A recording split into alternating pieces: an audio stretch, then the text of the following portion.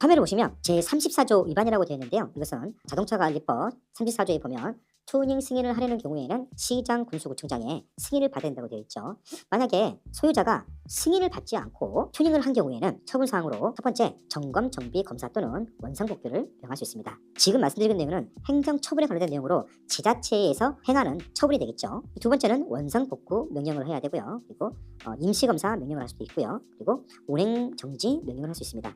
화면에 보시는 것처럼 강제사항이 있고 강제사항이 아닌 것들이 있습니다. 내용 확인하시고요. 그리고 만약에 작업자가 34조를 위반하게 될 경우에는 여기서 말하는 작업자는 정비업자와 튜닝 제작자가 되겠죠. 위반 사항으로 승인받지 않고 튜닝 작업을 한다든지 아니면 승인 내용과 다르게 튜닝할 경우에는 처분 사항으로 등록 취소 또는 6개월 이내에 사업 정지를 명할 수 있습니다. 자, 제29조 위반 행위처벌이 되는데요. 이 경우에는 29조는 화면에 보시는 것처럼 자동차를 운행할 경우에는 안전 기준에 적합하게 운행해야 된다는 얘기인데요. 흔히들 안전 기준 위반이라고 말씀드리는 내용이 되겠는데요. 이 경우에는 점검, 정비, 검사 또는 원상복귀를 명할 수 있습니다. 29조를 위반하게 될 경우에는 뒤에서 말씀드리겠지만 과태료 사항이라고 보시면 되겠고요. 34조를 위반할 경우에는 형사처벌되는 대상입니다. 자세한 내용은 뒤에서 말씀드리겠습니다. 해당 관련 근거 법령은 화면에 보시는 바와 같습니다. 자동차관리법 37조에 보시면 해당 내용을 확인하실 수 있습니다. 그리고 제66조 마찬가지로 사업자에 대한 정비업자와 튜닝 제작자의 내용이 되겠죠. 이 부분을 확인하실 수 있습니다. 자, 그리고 앞서 말씀드린 바와 같이 형사처벌을 받는 경우에 대해서 말씀드리면 소유자는 승인받지 않고 튜닝을 하거나 또는 행정처분을 했을 경우에 이런 점검, 정비, 검사, 원상복구 명령을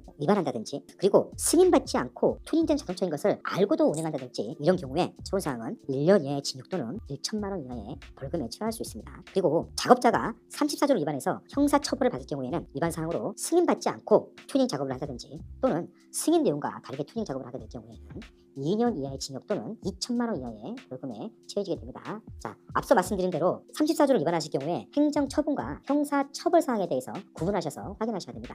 자, 근거 법령은 보시는 바와 같이 자동차관리법 81조 그리고 82조 그리고 57조 그리고 80조 그리고 84조에서 확인할 수 있습니다.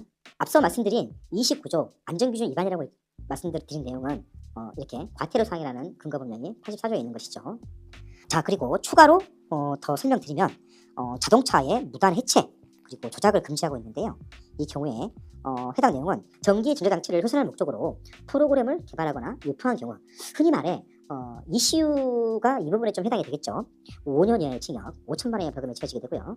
그리고 전기 전자장치 이 경우에는 최고 속도 제한장치 한정하는데요. 이 장치를 무단 해체하거나 조작할 경우에는 3년 이하의 징역 3천만 원 이하의 벌금에 처해지게 되고요.